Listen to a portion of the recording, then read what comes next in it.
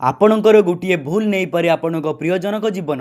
हाँ दर्शक बंधु, वर्षा दिन आसिले ओडिशा रे साप कामुड़ा खबर बहुत बढ़ी जाए, किंतु आपण जानिले आश्चर्य हेबे जे साप कामुड़ुवा लोक केवल गोटे भय एवं किछि भूल जो प्राण हरांती। जदि आज आपण एही भिडियोटी को शेष पर्यंत देखिबे तेबे आपण निज जीवन सह अन्य मानक जीवन मध्य बंचाई पारिबे।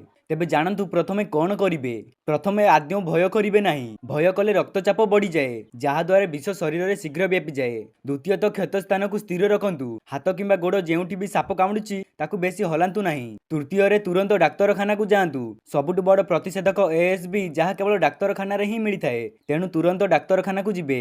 एबे जानतु कौन करिवे नाही। प्रथमतः गुणिया बा झड़ा फुंकारे पड़ंतु नाही, एथिरे समय नष्ट हुए एवं जीवन चली जाए। द्वितीय कामुड़ुवा जगार मुहरे विष शोषिबाकू चेष्टा करंतु नाही, जहा द्वारा आपणक देह को मध्य विष आसी पारे। तृतीय अधिक शक्त करी बांधंतु नाही। क्षत स्थान रे टिके ऊपर को हालुकारे बांधंतु। शक्त करी बांधिले रक्त संचालन रे असुविधा हेबो। आशा करूची एही सूचनाटी आपणक पई बहुत दरकारी होइतिबो। एमिति खबर सबुबेले देखिया पई आम चैनल को एबे ही सब्सक्राइब करंतु। जय जगन्नाथ, धन्यवाद।